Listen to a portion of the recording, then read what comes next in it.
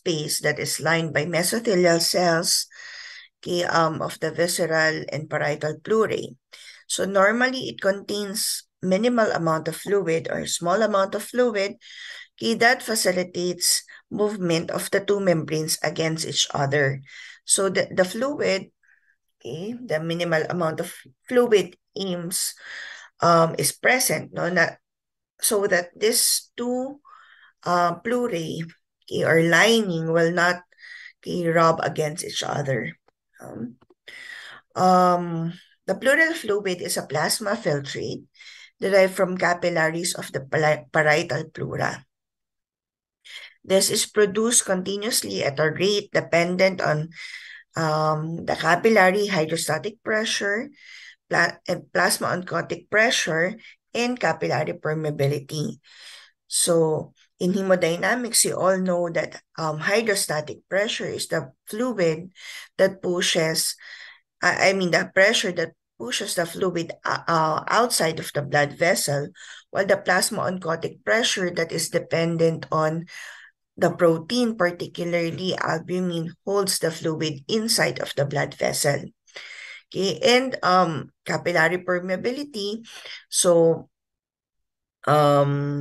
depends on the wall of the blood vessel that allows the fluid to go out of the blood vessel, no, to the interstitial space.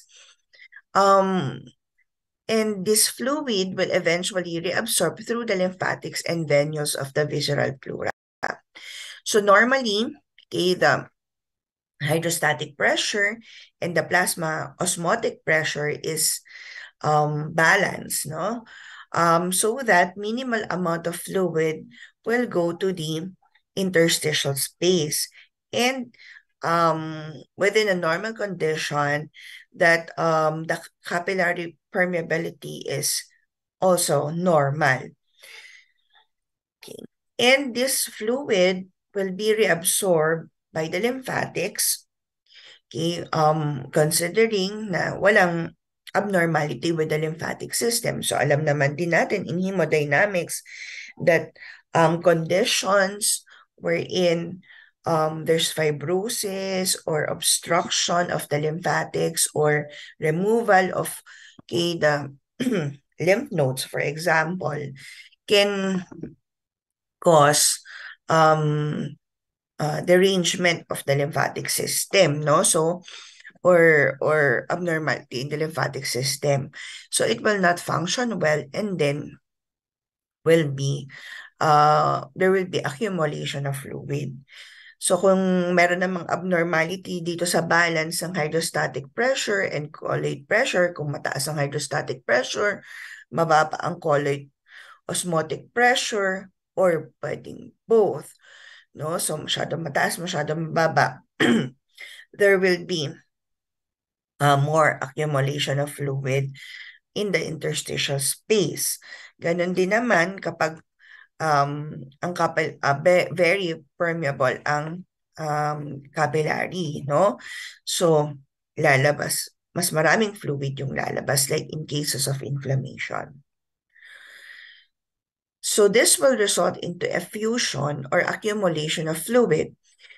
Okay? Fluid accumulation in the pleural, pericardial, and peritoneal cavities is known as serous effusion. The method or the procedure of collecting fluid from the space or the pleural cavity is called thoracentesis.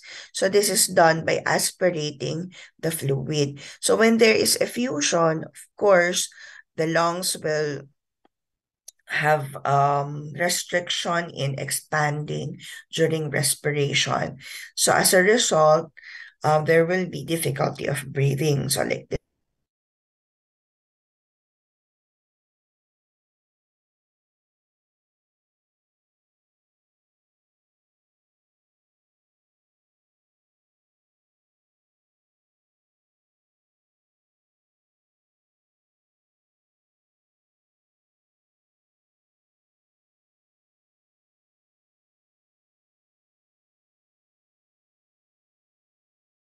both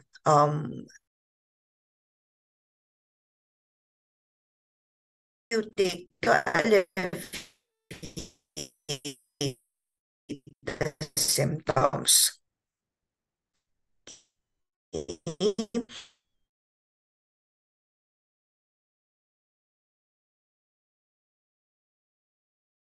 Breathing. Also diagnostic because the effusion or the pleural fluid that you have aspirated will be used for the different diagnostic procedures, no testing of the pleural fluid. The specimen should be collected in a heparinized tube to avoid clotting, particularly exudates. Syempre, at first, we do not know. We classify fluid into exudate and transudate. So later on, you will see the difference between the two. No? So generally, we collect fluids in a heparinized container to prevent clotting. For different total counts and differential counts, we use EDTA tube. No, so test tubes with EDTA. So this is an anticoagulant, like what we use for CBC for blood. Aliquots for aerobic and anaerobic bacterial cultures are best inoculated into blood culture media at bedside. So pwede tayong gumamit dito ng mga blood culture bottles. If malignancy, fungal infection, or myobacterial infection is suspected, all remaining fluid should be submitted to maximize the yield of stains and culture. So more fluid will be required. So at least 100 ml will be required because more tests will be done and microbiologic examination or studies will be done. Storage of fresh specimens for cytology may be up to 48 hours inside the refrigerator. For pH measurements, we use analyzers, automated analyzers, like what we use for arterial blood gases. No? So same procedure, then we collect the fluid in a heparinized syringe anaerobically, then submitted to the laboratory immediately on ice. So, diba, ganun din yung ginagawa natin for ABG. If the fluid is grossly purulent, we do not do analysis, particularly for pH, because this will clog the analyzer. The fluid generally is classified into transudate or exudate. Transudates, the cause is due to increased hydrostatic pressure or decreased oncotic pressure. Like CHF, so the hydrostatic pressure is increased, no? So the pressure pushes the fluid outside of the blood vessel, while decreased plasma oncotic pressure is due to decreased protein, particularly albumin. So like in cirrhosis, because of the production of protein is decreased, hypoproteinemia, like protein losing causes, okay, like nephrotic syndrome, or could be pwede ring malnutrition like kwashiorkor, no? There is hypoproteinemia. For exudates, the causes are increased capillary permeability like in inflammation or decreased lymphatic resorption. So if there are infections, neoplasm, okay, so kung halimbawa merong mga obstruction, no? Or increased capillary permeability. Non-infectious inflammatory diseases can also be a cause like autoimmune diseases, rheumatoid arthritis, and SLE. Pulmonary infarct may be associated with hemorrhagic effusion. So fluid from extrapleural sources like pancreatitis, wherein the fluid has elevated amylase activity, ruptured esophagus with elevated amylase activity and low pH, and urinothorax the creatinine is increased while the pH is low, acidic, no? So parang urine, no, compared to urine.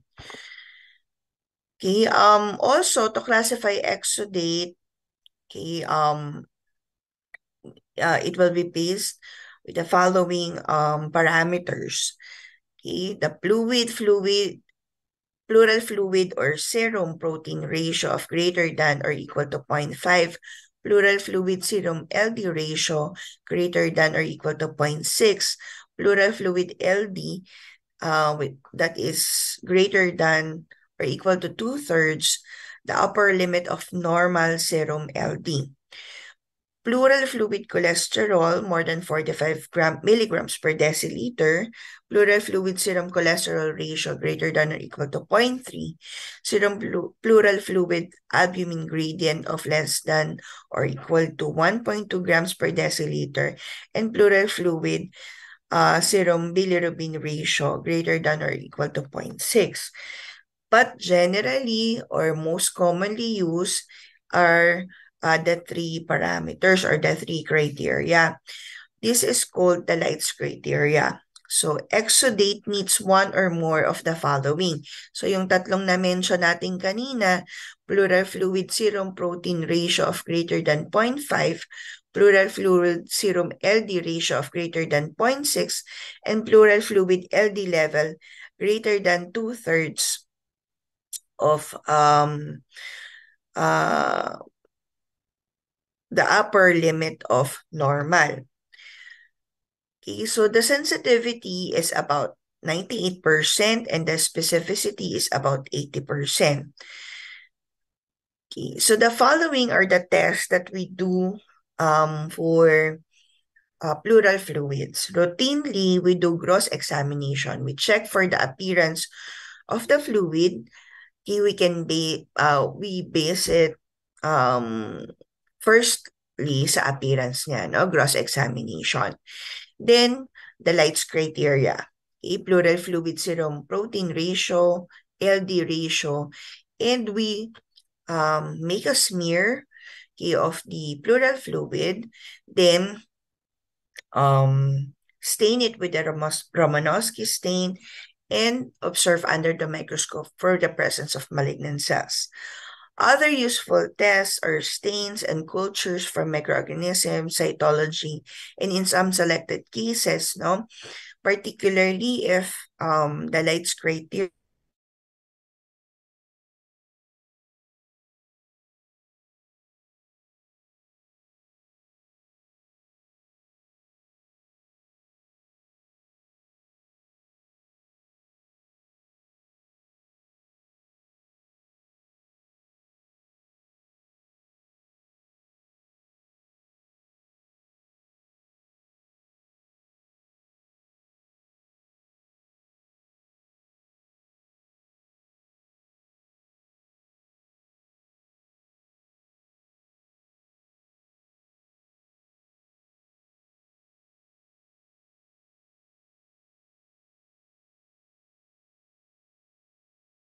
we will be discussing all of these procedures.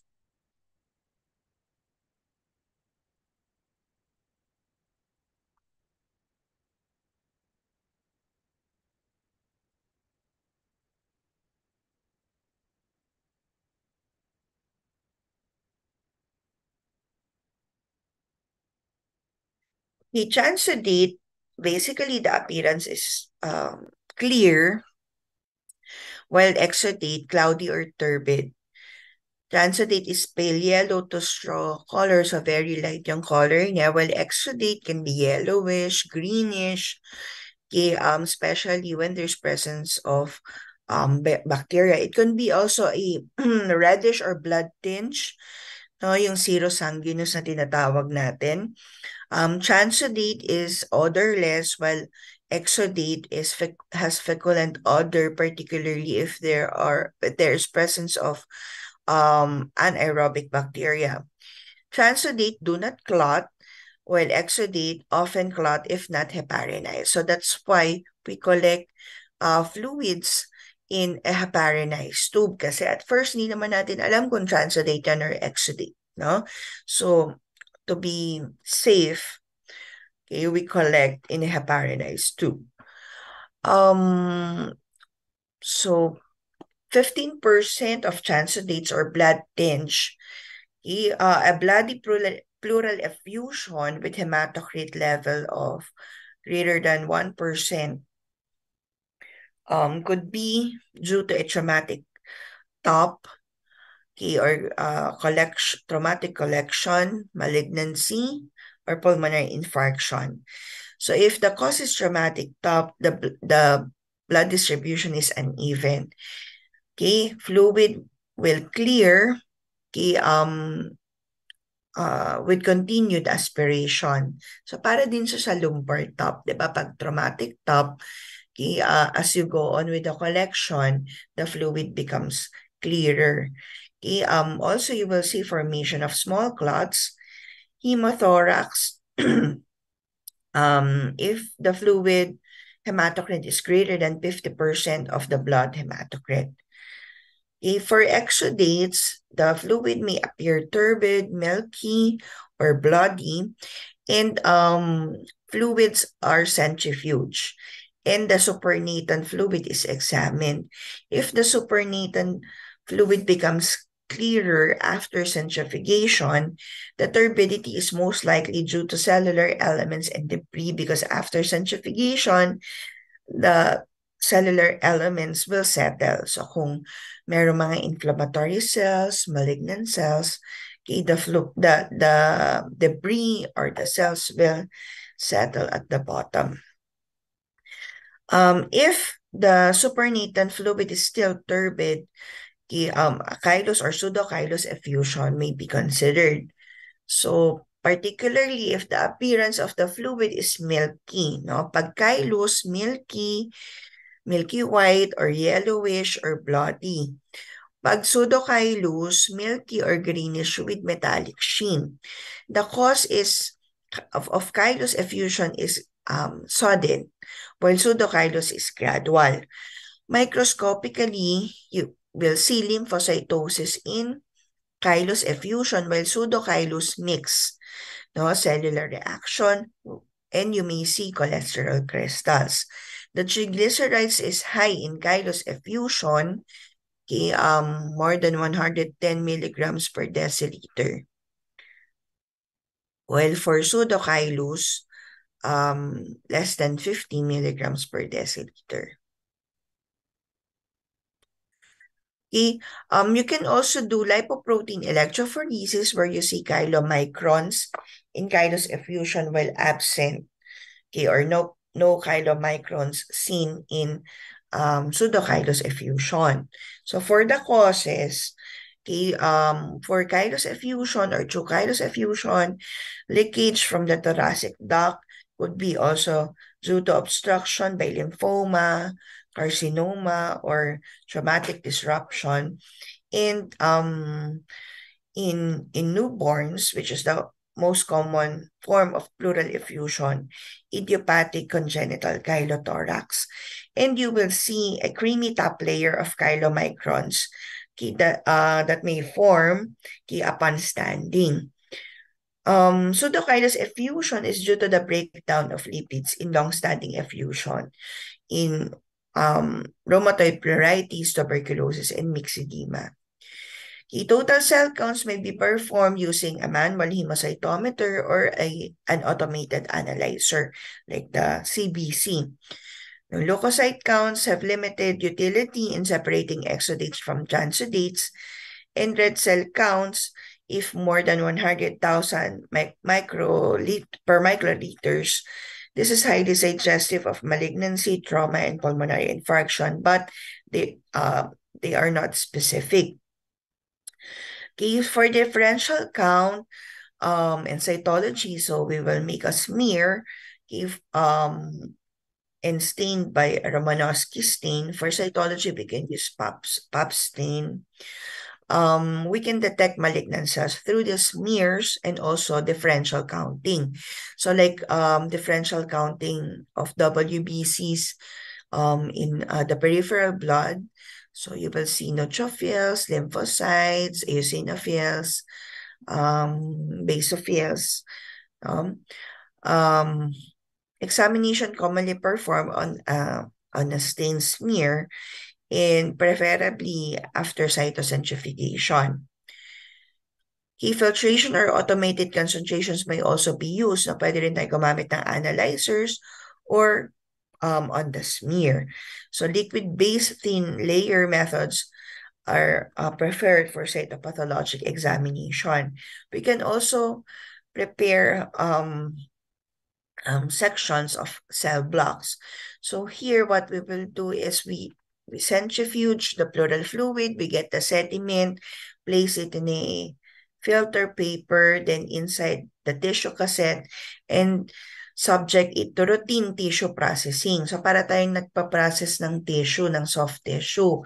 Then, this cassette, no, after processing, kukunin natin yung sediment, we will place it in paraffin.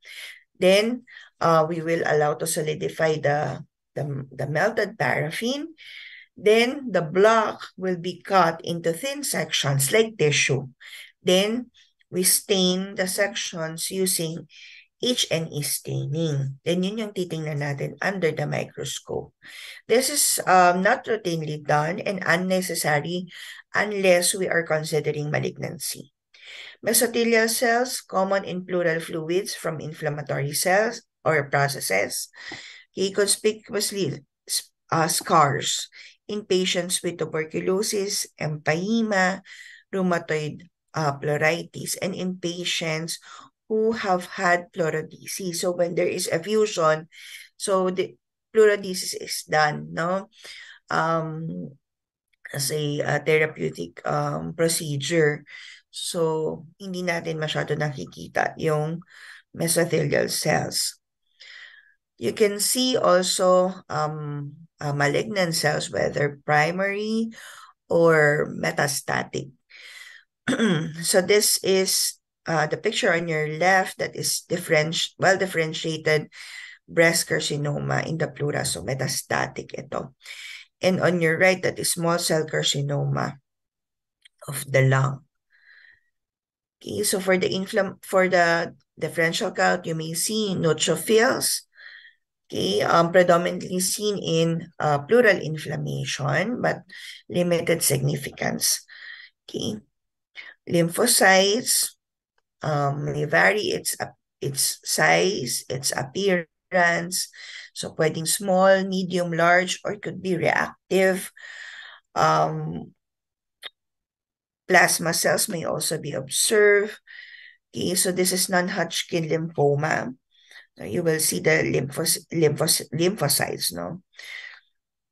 Eosinophils may also be seen. So meron kasi tayong condition na tinatawag na eosinophilic effusion wherein the eosinophils is greater than or equal to 10% of the differential count. So kasi in the differential count, okay, we count 100 cells, no? So 10% of that, if greater than 10%, that is eosinophilic effusion. Pwede rin tayong makakita ng mast cells, basophils, and Charcot-Leyden crystals, which is eosinophil-derived. So most commonly, nakikita natin ang eosinophils if there is presence of blood or air. So these are the following conditions wherein you will see increase of the different WBCs or inflammatory cells. The total protein and albumin has little significance unless we combine with other parameters for classifying transudate or exudate. No? So as part of the Light's criteria. Protein electrophoresis shows a pattern similar to serum except for a higher proportion of albumin and has little value in differential diagnosis. Glucose of normal fluid, transudates, and most exudates are similar to serum levels. So decreased pleural fluid, like for example, below 60, or the ratio of pleural fluid in serum is less than 0.5. So you can see that in rheumatoid pleuritis, parapneumonic exudate. So these are exudates that is associated with pneumonia. Malignancy, tuberculosis, non-purulent bacterial infection, lupus pleuritis, and esophageal rupture. Lactate is a useful adjunct or additional test in the rapid diagnosis of infectious pleuritis. Also for prognostication, no? Pag mas mataas um, ang level ng lactate, the higher uh, uh, which is seen in bacterial and tuberculous pleural effusion. While for moderate, no, so in malignancy. So amylase indicate the presence of pancreatitis, esophageal rupture, and malignant effusion if the level is above the serum level. Also, you will see elevated amylase from esophageal. The isoform that you see is the salivary isoform, which is different from the pancreatic amylase.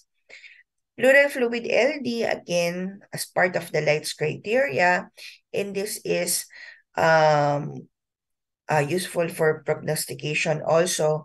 So levels rise in proportion to the degree of inflammation. So pag mas mataas ang level or increasing ang level ng pleural fluid LD, ibig sabihin worsening yung condition that requires aggressive workup or treatment. Pag pababa naman siya ang level during the course of the effusion, it means that the inflammatory process is resolving. Pleural fluid LD isoenzyme analysis is helpful in diagnosing problematic exudates, but this is not routinely done. Adenosine deaminase is seen in T lymphocytes, so particularly significant siya sa tuberculous pleuritis. Interferon gamma also in tuberculous pleuritis.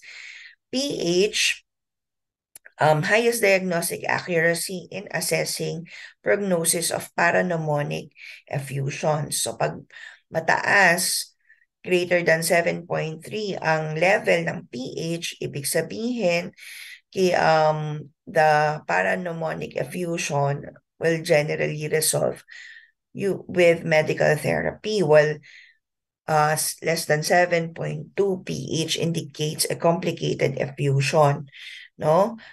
Pwedeng loculated or with empyema that requires additional treatment like surgical drainage. Lipids is useful for chylous effusion. So you will see triglycerides in chylous effusion, also the electrophoresis to confirm presence of chylomicrons in chylothorax or chylous effusion. Cholesterol, also additional tests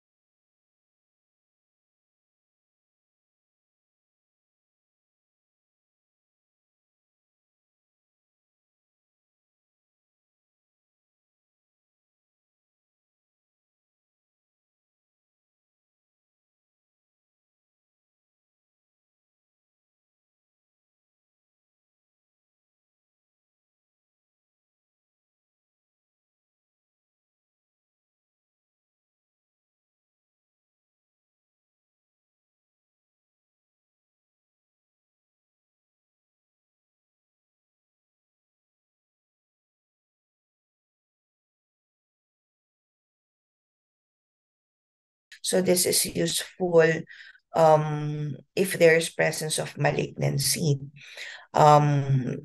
So tumor markers like CEA, CA153, etc. are the ones are the tumor markers that we can encounter. So the most common that we encounter or we request for adenocarcinomas is CEA or carcinoembryonic acid. PSA if we are considering a metastatic prostate cancer. Also, if there's unexplained effusion, no, um, hindi lang primary malignancy of the lungs, but also for metastatic carcinomas.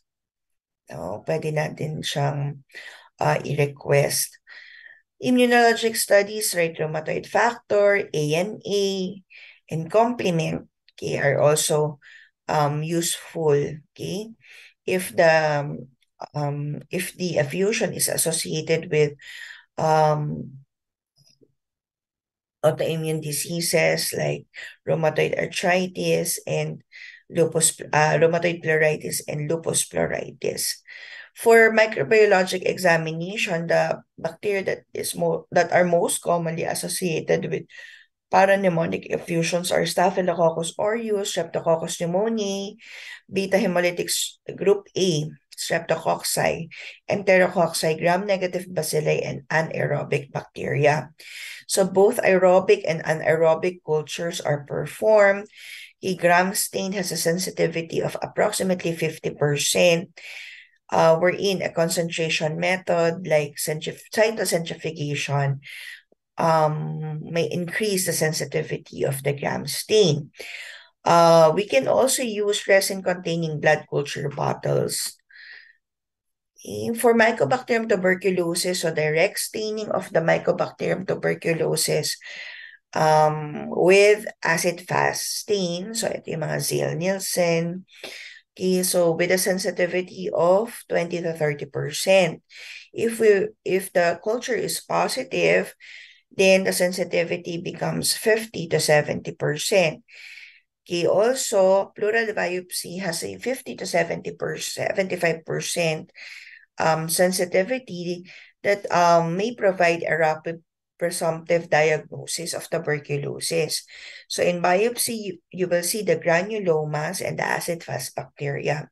So if you will combine these diagnostics, culture, acid-fast, and biopsy, the sensitivity becomes 95%. In COVID, we can also use pleural fluid, but it is not routinely done. So mostly sa research lang to ginagamit because they found out that most of the patients have I mean, there are very few patients that have the pleural effusion due to COVID. So mga about 10% lang. And nasopharyngeal swab is routinely performed for sampling for RT-PCR, and it is very accessible rather than you aspirate, you do thoracentesis, then you use you perform RT-PCR. So mas accessible kasi ang nasopharyngeal swab. Kaya yun pa rin yung preferred method natin. But you can use pleural fluid based on the researches. Okay, so same lang din yan. Pericardial fluid, so like pleural fluid, present siya in a minimal amount. But syempre, kung pericardial fluid, nasa pericardial sac siya or space. So 10 to 15 ml is the normally present fluid in the pericardial space. This is also produced by transudative process. So these are the different causes of pericardial effusions, and collection of fluid may be done or obtained by performing pericardiotomy following limited thoracotomy or pericardiocentesis. So we aspirate using a sterile needle. Normally, the appearance of pericardial fluid is pale yellow to clear. In malignancy, uremia, or unknown cause, the fluid may be in large amounts, more than 350 ml. Okay, in uremia, okay, the fluid is clear and straw-colored. In infection or malignancy, turbid, no, because of the presence of cellular elements, inflammatory cells or malignant cells. Hemorrhagic effusions, syempre bloody din yan. Chylous or pseudocylous milky effusions.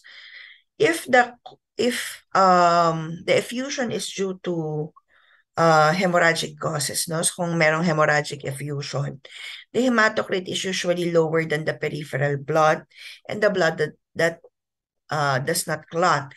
But if you advertently aspirate blood from the heart, no? So directly from the heart, okay, the hematocrit is comparable to the peripheral blood.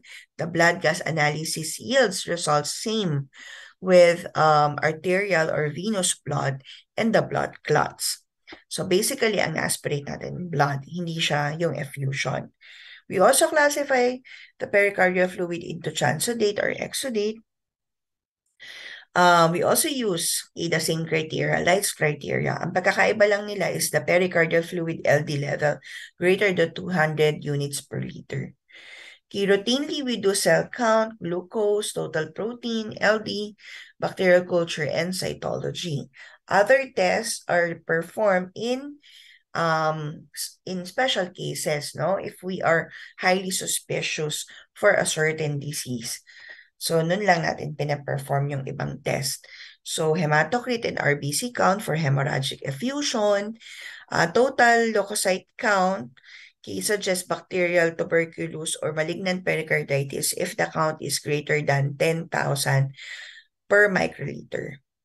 Differential counts are also performed. So aside from the different inflammatory cells that we observe, we can also observe malignant cells or atypical cells on the smear. Okay, so cytology, so using Papa Nicolau stain, we can detect malignant cells, can be metastatic or primary. So commonly, ang nakikita natin carcinomas are lung and breast carcinoma. With the sensitivity is 95% and specificity is 100%. Protein has no discriminating power in pericardial diagnosis. Glucose, usually low in bacteria, tuberculosis, rheumatic, and malignant effusions. Maybe markedly decrease pH in rheumatoid or purulent pericarditis, while moderate decrease in malignancy, uremia, tuberculosis, idiopathic disorders. Lipids is useful for differentiating chylous and pseudochylous effusion. We can do triglyceride measurement, cholesterol, or lipoprotein electrophoresis.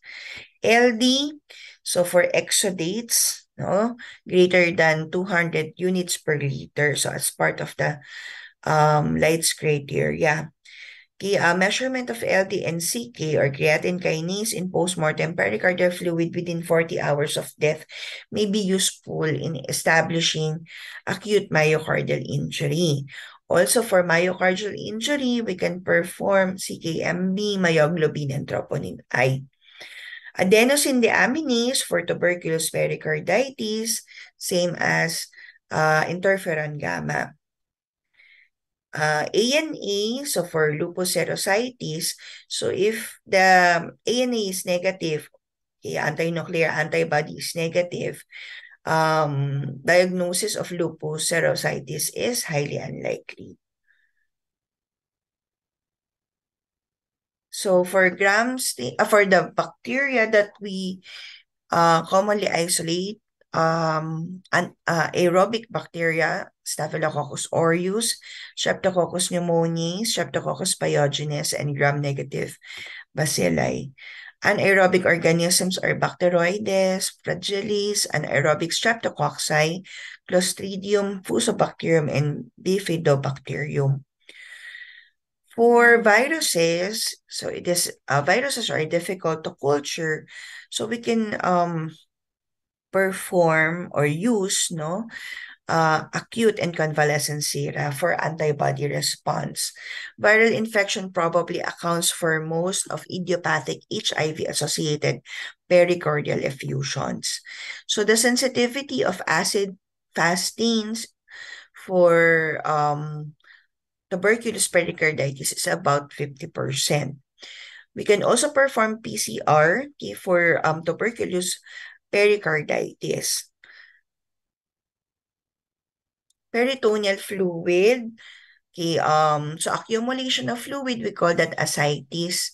So normally, the pericardial space, okay, or cavity has 50 ml fluid. So lahat naman ng mga spaces na yan, merong konting amount ng fluid, and in excess, we call that effusion. But also in the peritoneal space or cavity, we call that ascites. So this is produced as an ultrafiltrate. The peritoneal fluid is produced as an ultrafiltrate of plasma dependent on vascular permeability and hydrostatic and oncotic pressure. So same as the other fluids. Okay, the causes also of transudate and exudates are the same, no? So increased hydrostatic pressure, decreased plasma oncotic pressure from transudates, exudates, increased capillary permeability, or decreased lymphatic resorption. So, syempre, in the GIT, mostly nakikita natin, no, infections of the GIT, like bacterial peritonitis, tuberculosis, neoplasms, hepatoma, lymphoma, mesothelioma, metastatic carcinoma, ovarian cancer, and prostate cancer. Trauma, pancreatitis, bile, peritonitis. So, chylous effusion may be due to damage or obstruction of the thoracic duct. For the collection, we have 4 methods. Paracentesis, we aspirate the fluid. Diagnostic peritoneal lavage, peritoneal dialysis, and peritoneal washings. So, for paracentesis, so this is performed in most patients with no effusion, or ascites. There is a change in the clinical picture of patient with ascites. Mas dumami yung fluid, no? Or nagkaroon ng fever. Minimum 30 ml is collected for complete evaluation. If possible, at least 100 ml so that we can perform other tests like cytology. So we also use EDTA for total counts or differential counts. Culture should include blood culture bottles that have been inoculated at bedside with at least 10 ml of acetic fluid. Diagnostic peritoneal lavage, this is performed for abdominal trauma. No, routinely before, ito yung ginagawa nila. But now, it is not performed because we have other tests or other procedures that can evaluate abdominal trauma like CT scan or ultrasound. So, hindi na siya pinaperform. Peritoneal dialysis is performed in a dialysate fluid from renal patients who are undergoing dialysis, peritoneal dialysis. Usually kasi pag lagi silang nagda-dialysis, they are prone to infection. So to check for the presence of infection, we get a sample of the peritoneal fluid, we call this the dialysate, no, and perform tests to check for infection. Peritoneal washings is a procedure performed intraoperatively to document the intra-abdominal spread of gynecologic and gastric carcinomas. So we check for malignant cells. Okay. So we perform cytology. So useful in most patients, gross examination, cytology, stains and culture of microorganisms, serum ascites albumin concentration gradient. So other tests are performed in selected disorders. Okay, so for transudate, generally pale yellow and clear, while exudate cloudy or turbid because of the presence of cellular elements. If the cause of effusion is perforation of the GIT or biliary tract, the fluid may be greenish yellow or bile stained, or pwedeng may presence ng food particles or foreign material. If the cause is acute pancreatitis and cholecystitis, the fluid is greenish. It could be blood tinge due to traumatic top or malignancy or tuberculosis. Through chylous peritoneal effusion, no, so milky in appearance, for true chylous, significantly less common than chylous pleural effusion. The cause is disruption or blockage of the lymphatic flow. It could be due to trauma, lymphoma, carcinoma, tuberculosis, other granulomatous disease, hepatic cirrhosis, adhesions, or parasitic infections. So we also perform total leukocyte count. So useful in ascites due to uncomplicated cirrhosis from spontaneous bacterial peritonitis. Kasi sa SBP, 90% of patients will have leukocyte count of more than 500 microliters, so very high. And mostly neutrophils. Yan. So neutrophils in the peritoneal fluid. Okay. Cytology for malignant cells, no detection of malignant cells, could be liquid-based thin layer preparation, or we can also perform immunocytochemical stain, no, that will aid for classifying atypical cells or diagnosing atypical cells. Protein, serum ascites albumin gradient is superior to total protein in differentiating cirrhosis from other causes. So in SBP, commonly associated with low protein and high serum ascites albumin gradient. Glucose, so decreased levels in tuberculosis, abdominal carcinomatosis. Enzymes like amylase, so useful siya in acute pancreatitis and pancreatic pseudocyst. Also in blunt and penetrating abdominal trauma. Gastroduodenal perforation, acute mesenteric vein thrombosis, intestinal strangulation, necrosis, and in various non-pancreatic malignancies.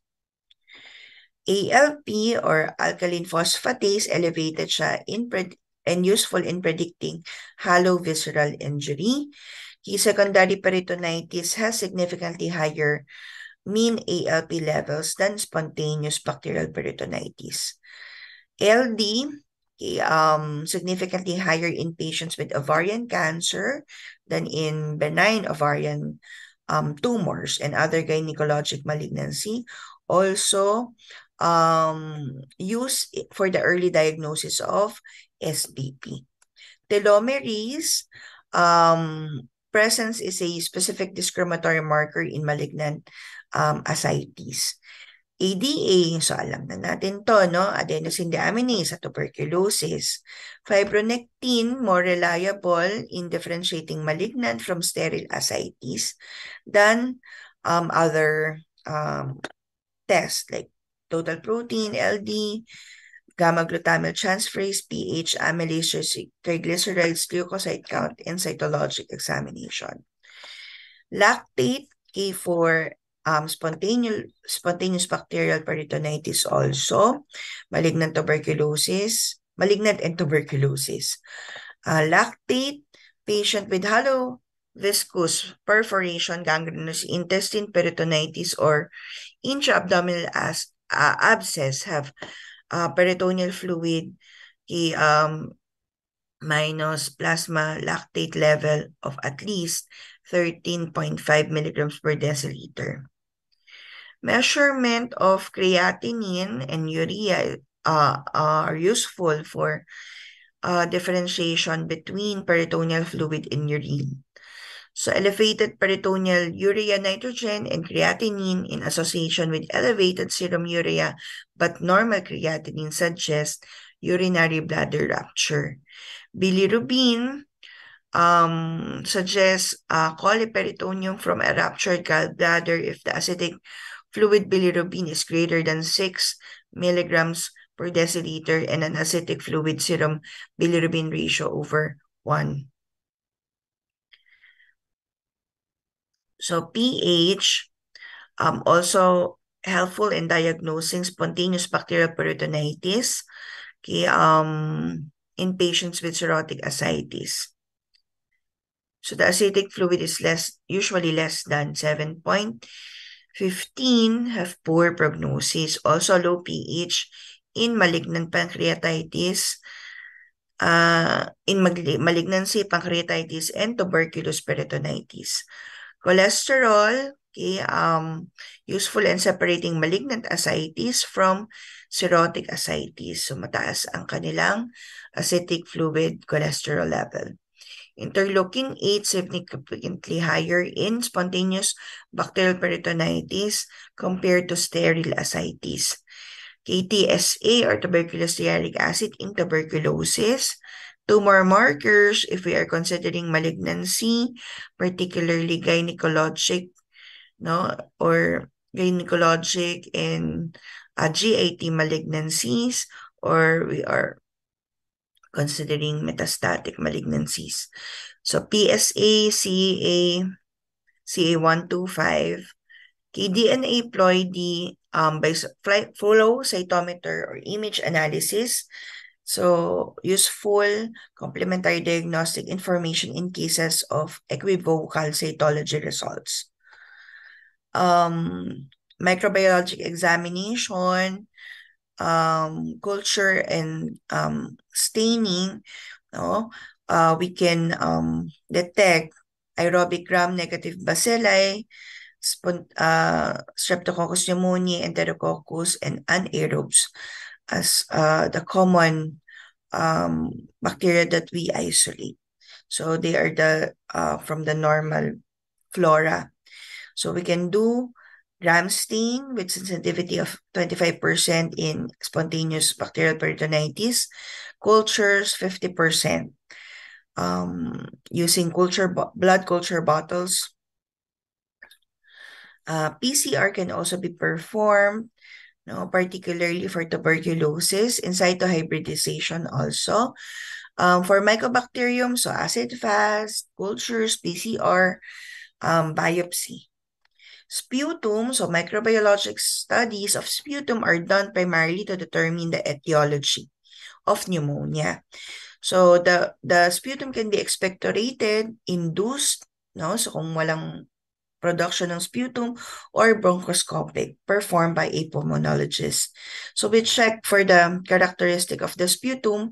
So we do not want too much saliva, from the sputum. So the appearance of a good quality of specimen or sample will be discussed in the laboratory. So these are the tests that we perform. Stains, different stains, gram stain, Zell-Nielsen, so for AFB, Romanowski, H&E, PAPS for cytology. So other special stains, PES, Sudan, fluorescent antibody stain, culture, molecular testing like PCR. So we can also perform RT-PCR on sputum, but again, not routinely performed because we still prefer nasopharyngeal swab. Okay, so that's the end of the lecture. So, okay, thank you everyone for listening. So I will just post the copy of the lecture in Moodle. So thank you everyone.